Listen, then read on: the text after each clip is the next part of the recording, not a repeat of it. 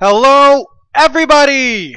This is Brad Reed, your caring, candid, confident, curious, courteous, challenging, certainly cheesy, hopefully comical, contagious, charismatic, occasionally cool, but constantly crazy real life trader. I'm here to help you be good, and by good I mean get out of debt and achieve your financial dreams. Guys, I would much rather be silly and cheesy than be boring. Thank you for clicking on the video. I want to say thank you to my beautiful wife for supporting me in this venture. Thank you to my parents who've been behind me for 40 years and counting. Thank you to Real Life Trading for asking me to be part of their team. And again, thank you guys for clicking on this video. By clicking on this video, you're beginning a journey with me, a journey to a better life, a journey to managing money better. You're here because you want to improve how you manage money, and you want to make sure you don't have cracks in the way that you manage your finances. You might be feeling stressed or depressed about your financial situation. Realize that there are 7 billion people on the planet. 2 billion people have no food today. A little over 6 billion people don't have any meat today. So I assume by your access to a computer and your ability to watch this video that you were probably in the upper 90% of financial situations in the world. So be grateful for that. Be happy about what you have. And then let's work together to build on what we don't have so we can go help those in need. By becoming financially successful is about the only way we're going to be able to go and provide for those who are unable to provide for themselves. Now, a lot of you guys are here to learn a lot of the stuff that's on the right side of your screen, so I'm just going to give it to you right now. Here we go. Number one, the biggest key to becoming financially successful is to cut your spending. Reduce your spending, spend less. I know people say there's a big disparity from incomes, but the big disparity is actually in spending. If you spend less, you can be financially successful. Number two, you need to invest. If a person invests $4 per day, and earns the stock market average of 10%, and they do this from age 22 to 65, they will retire a millionaire. What I'm saying is that anyone can and should become a millionaire on $4 a day. So if you can find $4 in your budget, whether that's cutting out your gourmet coffee, cutting out alcohol, cutting out tobacco, there's a lot of unhealthy habits that a lot of people have that cost $4 a day. If you can turn that into an investment, everyone should be a millionaire. So the ways to become rich: cut your spending and invest a little bit each day. The expensive lawyers out in California want me to remind you that this presentation has a broad-based principles, just an education. It is not specific. It is not individualized. It is not customized to each and every person that is watching this video. If you do seek that individual or customized advice, then you need to seek a competent individual, competent professional in your area. Real Life Trading is an organization made up of real life people who trade the market with real money and have a huge desire to help other people become successful with their finances. Jeremy Alexander Newsom there is our fearless leader. He earned the nickname Sir Isaac Newsom because he is one of the most intelligent people on the planet. He is one of the best stock traders in the world, and he has mastered many, many strategies. He is also an incredible teacher. You definitely need to check out his videos because he has free videos on how to trade the stocks, how to trade options, buy, sell, how to make money in a bull market, in a bear market, how to make money in a sideways market. You got to learn from Jeremy. He has totally changed my life, and he has changed the lives of countless people by teaching us how to unlock the potential of the market. Angie Barbosa up there, A-Team Angie, awesome Angie, amazing Angie. She is Angie Amazing. She is the magician behind a lot of the blog content and the articles on the website. So thank you, Angie, for all of the free information that you're putting out there to help people become successful with their finances and with their investing. Johnny Bones, J Bones, Johnny Guarco, the gangsta down there in the bottom, helps us create relationships with other organizations to bring financial services and other services to you guys for free. So peruse the website and check out all the free stuff. And that's me in the bottom right, Brad Reed. I tried to make my face as small as possible, not to scare or frighten any women and children that may be viewing this video. Our mission is to enrich lives. Like I said, we all trade stocks, we all trade options in the market. We want to help people become financially successful. So my contribution to real life trading is a series of videos I'm putting in the Financial Fundamentals series. You're watching the beginning. The next video is called The 3 Concepts That You Absolutely Must Have, You Must Believe, You Must Have in Your Core if you want to be financially successful with money. Do's and don'ts with your money. How to build a will, how to create a will, and for goodness sakes, please keep your will updated. Insurance you need and how to get rid of insurance you don't. Building a budget and using a budget.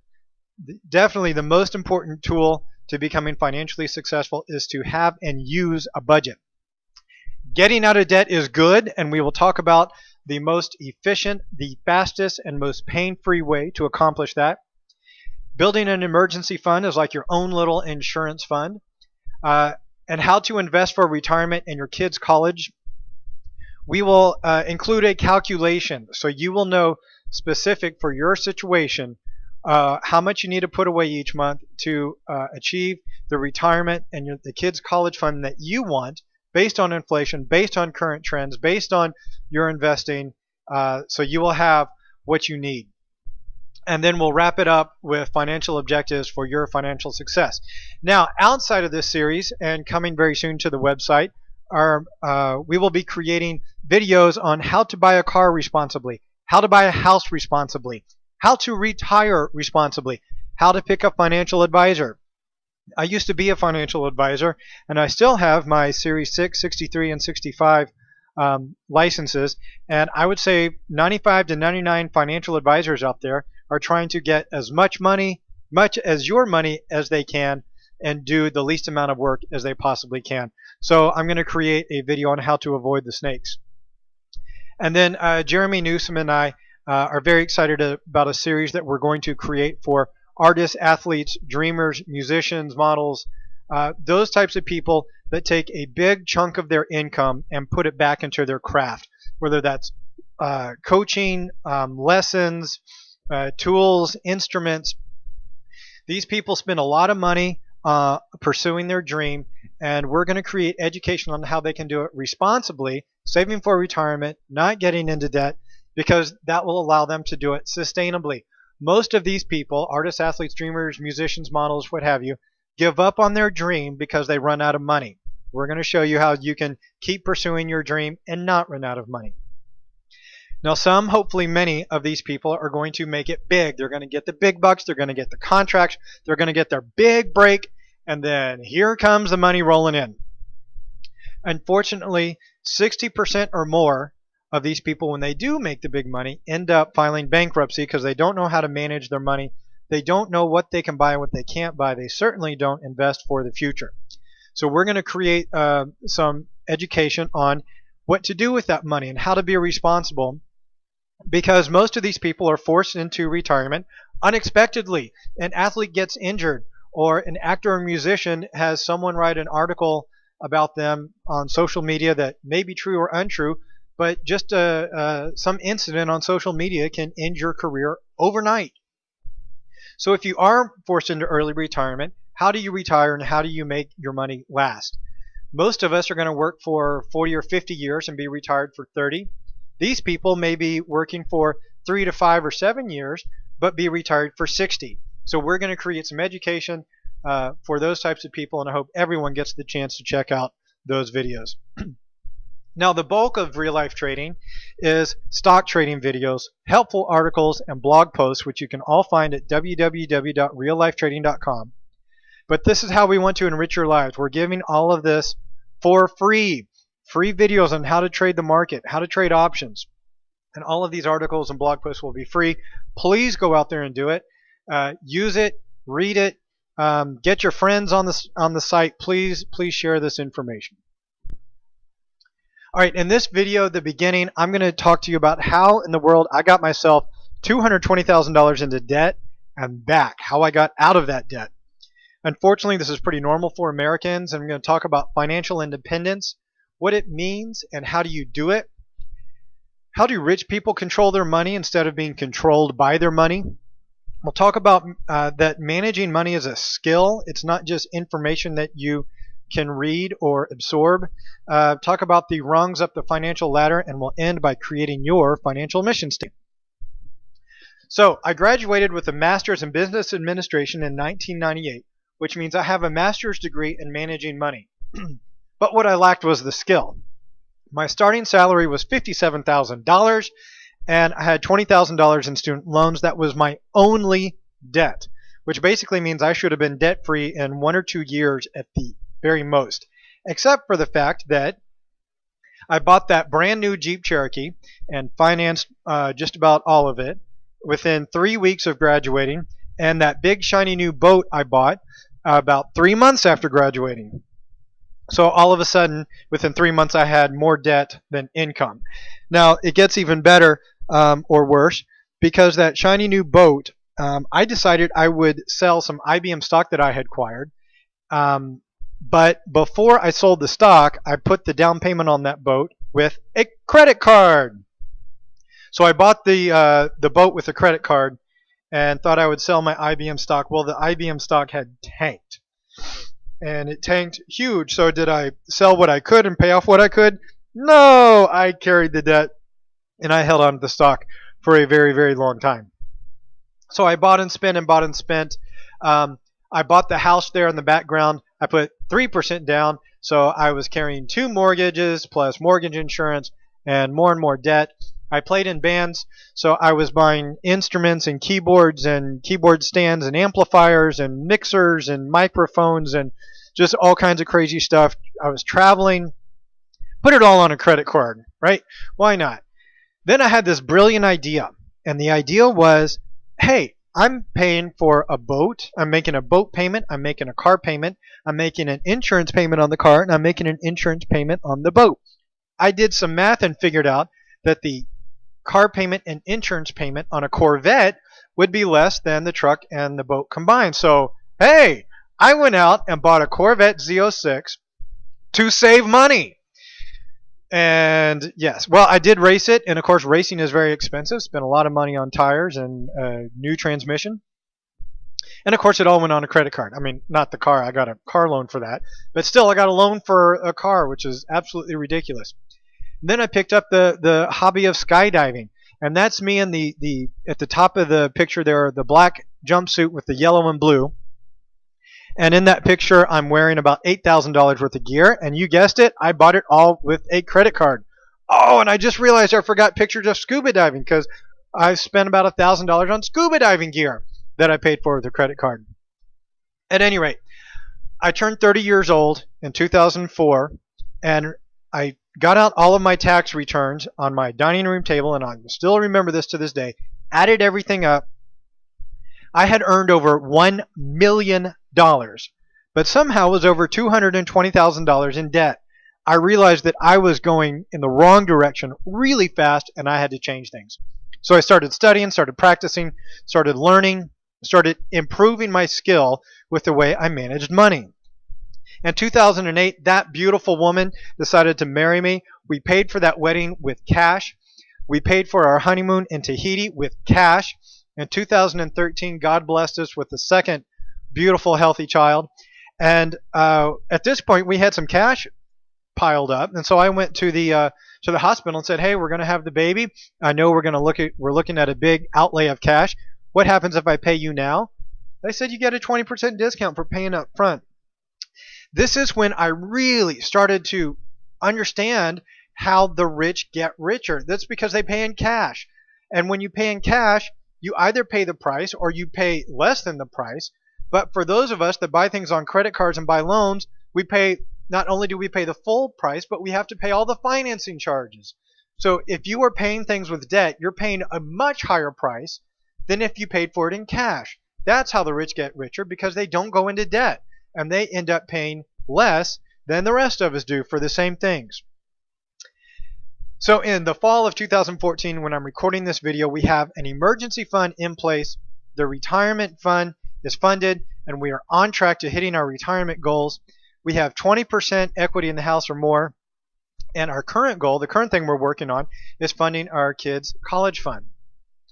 One quote that really stuck out to me is, most people buy things they don't want with money they don't have to impress people they don't like. And I certainly fell into this trap. I was buying cars, boats, trucks, instruments that I didn't need, big screen TVs. I had about 12 feet of wall space taken up, or floor space taken up, with a stereo system that was ginormous. And I didn't need the stuff, and for the most part I didn't even want it. I was certainly putting all this stuff on credit cards or taking out loans for it, so I didn't have the money, and I did all this to impress people that I didn't know or didn't like a lot of the time. So I fell into this trap, but I realized my mistakes and I took responsibility for it. I would encourage you to take responsibility for your financial situation.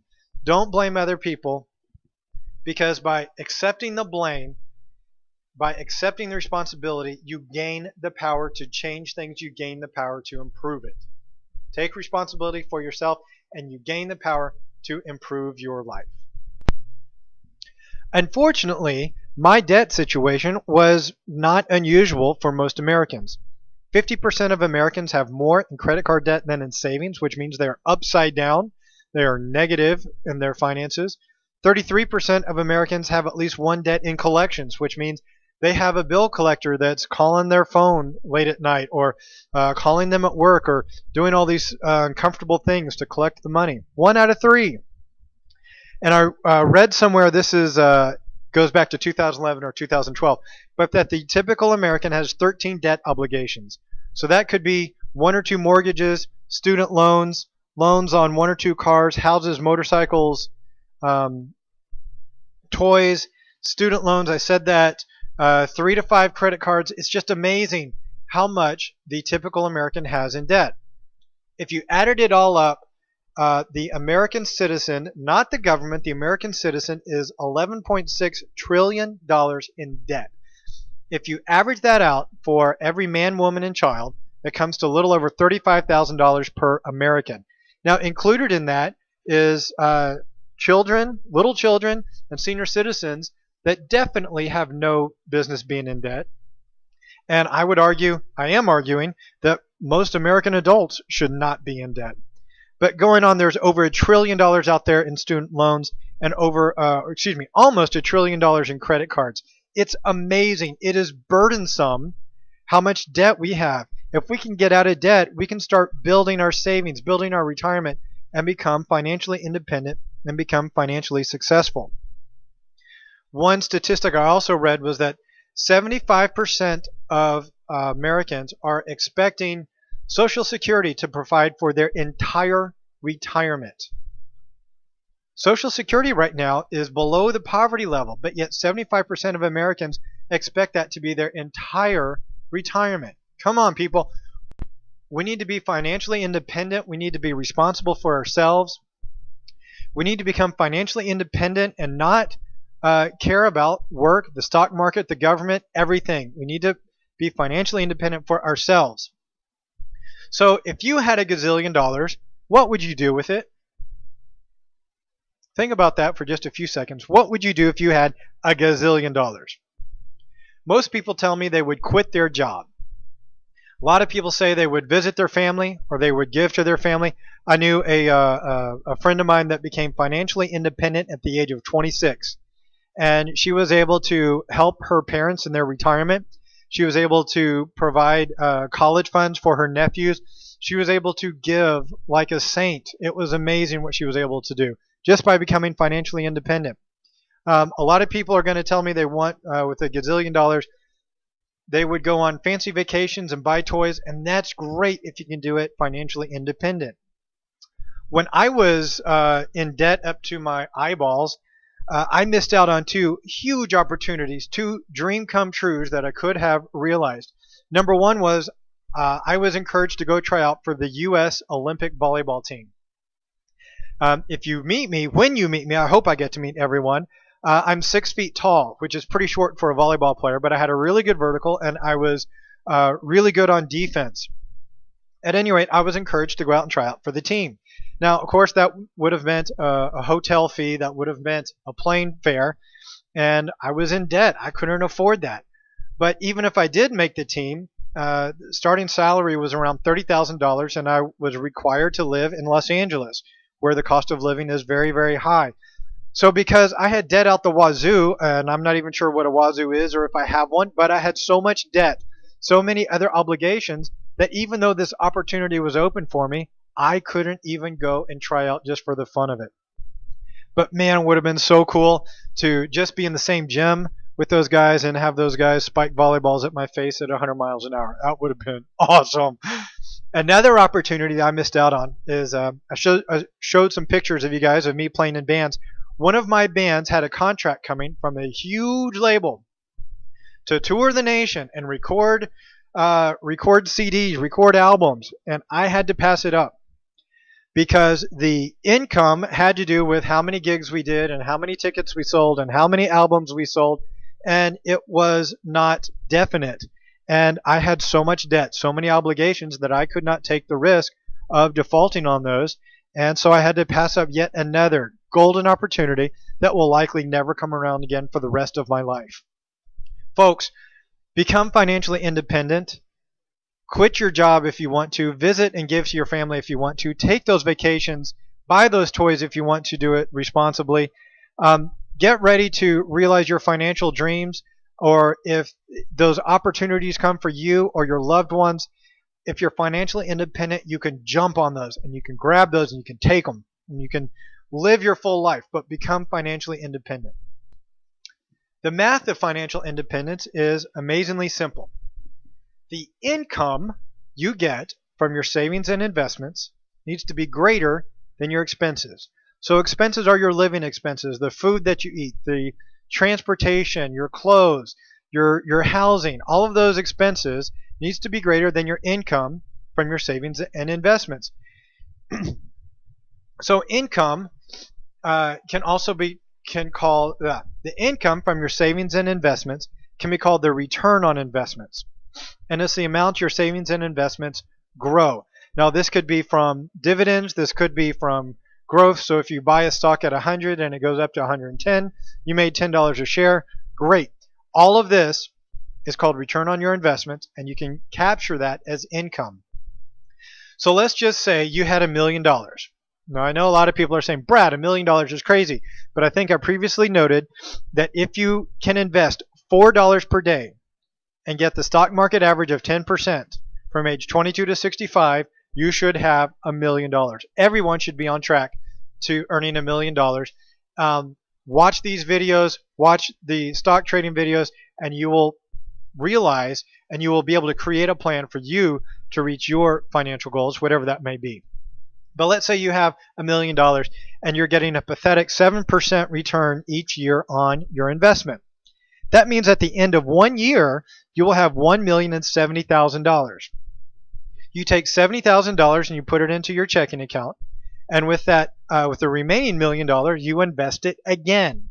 So over the course of the year, you're spending the $70,000 on your food, on your transportation, on your lodging, on whatever expenses you have over the course of that year. And that $1 million that you invested is growing at 7% again. At the end of the next year, you have another $70,000 to spend.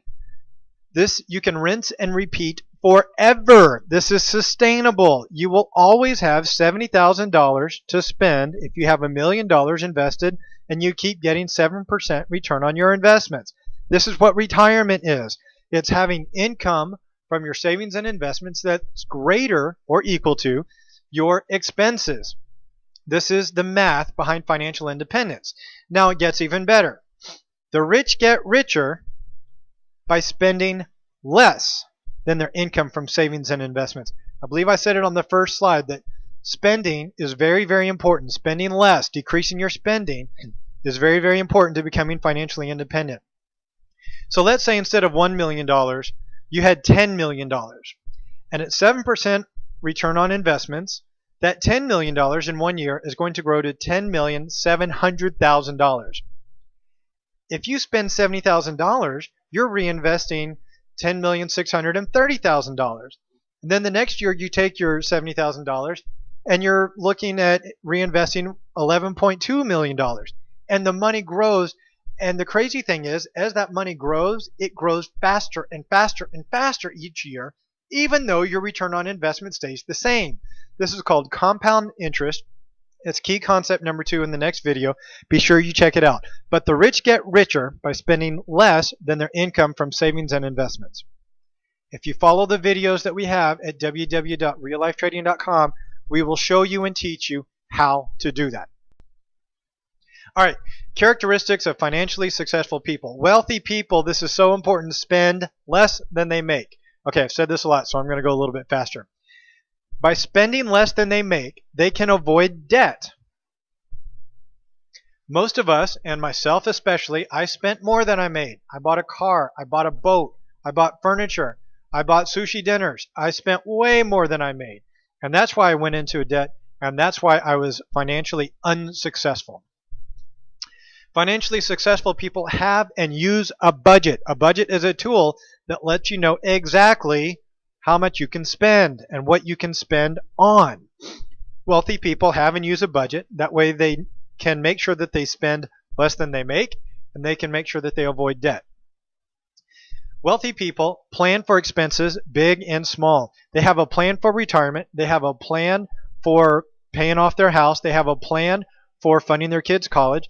And they have a plan for where their next dinner is going to come from. And they know if going out to dinner on a Friday night, if they need to go to an inexpensive restaurant, or if they can go eat sushi or steaks or lobster or whatever, because they have a plan, because they have a budget that helps them spend less than they make. Financially successful people prioritize long-term expenses. So saving for retirement is more important than saving for retirement is more important than the sushi dinner. Saving for their kids' college fund is more important than that ski weekend getaway. One book that I read that really changed my life and changed the way I look at money is called The Millionaire Next Door by Stanley and Danko. In the book, it outlines financially successful people and where they spend their money, and financially unsuccessful people. And what I learned was that financially successful people typically buy and drive used cars. They live in nice houses, but not the glorious mansions. They do their shopping at Walmart, Target, and JCPenney's so that they can keep their spending down. They can spend less than they make, that they can avoid debt, and this allows them to put a lot of money in their retirement and their kids' college fund to pay off their house so that they have a whole lot of money later. Financially unsuccessful people, they spend the money now. They spend less than they make. They do go into debt. They have the big, huge, fancy houses. They have the BMWs. They're shopping at Nordstrom's. Those people that you see in the BMWs shopping at Nordstrom's and the big, fancy, ginormous mansions, most of those people are actually broke. So it's a great book. I highly recommend it. Give it a read. All right, so if you follow this video series and you read and you study the information we have at www.reallifetrading.com, you will accomplish the 3 basics of every financial foundation. I don't care if you are financially successful or just starting on your journey to become financially successful. You need a will. Everybody needs a will. And more than that, you need an updated will. You need proper insurance and you need a budget. You will accomplish all of these things in this series. You will get out of debt by paying off your debt smallest to largest. That is mathematically the best, most efficient, and most pain-free way to do it. You will build an emergency fund, which is mathematically your own private insurance fund. We will calculate based on inflation, based on your savings, based on your return on investments, based on your savings growth and investment growth. We will calculate the number that you need to put away each month for your retirement. Same thing for your kids' college fund. And then you will accomplish the final objectives for your financial success. In whatever order you want to do that, give to those in need, pay off your house, get out of debt completely. Then you can start building up your savings and your investing funds. And of course, you need to celebrate. Every time you have success, celebrate. Whether that's by giving, traveling, buying toys, whatever your dreams are. I've got giving on here a couple of times, and I want to point out that the number one way to build happiness and to cure depression is to give and to do for others. So I definitely think giving is important. You will not, money does not buy happiness. I certainly agree that, but it's hard to be happy without money. If you're worried about where you're going to buy food from, where you're going to buy clothes from, how you're going to pay the mortgage, it's hard to be happy that way. But if you do have money, you can really achieve a lot of happiness by giving to those in need, and I highly recommend it. All right, I've talked about learning a skill versus learning information. What we are doing here is we are going to learn the skill of managing money. You accomplish a skill a little bit by reading and listening. I realize you're going to retain 10% of what you hear here, and as depressing as that is, I do these videos anyway. 30% by discussing, and you will learn a skill 60% by doing. Think about when you were learning how to ride a bike or learning how to swim or whatever skill you're learning now. You can't just read a book and go do it. You have to get coaching from a parent or from a coach. And you have to do it. You have to get on the bike and you have to turn the pedals, and you're going to wipe out a bit. And when you're learning how to swim, you're going to swallow some water. But you have to keep doing it. You have to keep practicing, and you'll get better and better and better. It's the same thing with managing your money. It's the same thing with learning how to do a budget. It's the same thing with stock trading. It's the same thing with options trading. The more you do it, the better you get at it. And we at reallifetrading.com want to speed up your learning, and we want to decrease the amount of falls that you take excuse me, and decrease the amount of water that you swallow when learning these skills. So at Real Life Trading, we want to give you all of this information for free, but it's up to you to do the work. You're going to have to practice. You're going to have to do the skills. So please commit to yourself. Commit to your spouse. Commit to your partner, your coach, your mentor, that you are going to accomplish this, that you are going to learn the skill, and then do it. Now, the first step that everyone should accomplish is to create a financial mission. And it is so absolutely crucially important that you do this with your spouse, with your partner, with your mentor, with your parent, whoever your closest ally is in becoming financially successful. You got to do this. And number two, you got to do this on paper. At least do it on an Excel document or some sort of spreadsheet. But don't do this on a piece of paper or on a computer program and then file it away. It's got to be done. It's got to be visible. This is very, very important. You may think, aha, Brad, this is cute. Yes, I get it. But no, you don't get it. I want you to do it, and I want you to do it with someone that you are financially accountable to, and you got to do it on paper or somewhere where it's visible. Okay, thank you for listening to my soapbox and my rant. Item number 1 on your financial mission statement. Describe your current situation and your emotions. You need to document where you are right now. What are you feeling? Do you get these fears like, I don't know where the money went? I thought there would be more money. I thought there was going to be money coming in, but it wasn't as much as I thought. It didn't go as far as I thought. There's too many bills. I don't know where all these bills are coming from. I don't know what's generating all these bills or all these expenses. And of course, one is all about fear. I'm afraid to tell my wife that we can't do that or we can't afford it. I'm afraid to tell my kids that we can't go on that Disney vacation like the neighbors are doing, or that we can't buy that electronic item or the game system or the big screen TV like the neighbors have. If you are feeling these, write down your current situations, write down your emotions. And the reason I want you to write it down is because it will be so amazing how fast your situation changes. And unless you can remember how it was, how scary it was, how afraid you were, you might start to drift back into those bad habits. So write it down, document it, so you will be motivated to never, ever, ever come back to where you are now. Then item number 2 on your financial mission statement is, what are you willing to do to change your current situation? What are you willing to sell? Can you sell those items in the basement that you haven't looked at in 7 years? Climb up into the attic and find those things that you don't need. There may be some things that you are emotionally attached to that remind you of a loved one, but you got to think about it. Would that loved one rather you have the item, or would they rather you get on the success to be financially independent? What are you going to sell, and what are you going to stop doing? Are you going to stop going to sushi dinners? Are you going to stop buying the expensive bottles of wine? Are you going to stop buying the really expensive beer? What are you going to stop doing that can cut down on your expenses? And what are you going to start doing? It's amazing. You can get $20 for mowing a yard. So maybe every Saturday, spend an extra hour or two and mow 2 or 3 extra yards, and add $180, $250 or whatever it is to your monthly budget.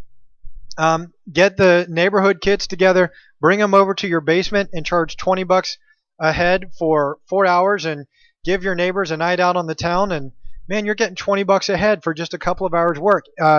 Start doing stuff that will change your financial success and get you on the road to financial independence. But write down, what are you going to sell? What are you going to stop doing? What are you going to start doing to achieve your financial independence? Third step, describe what financial success will feel like, and how will we know when we achieve it. Not only does this give you a goal to look at, a goal to realize, but it also lets you know when you hit it. I love the movie Moneyball, primarily because I was involved in statistics for a decade or more.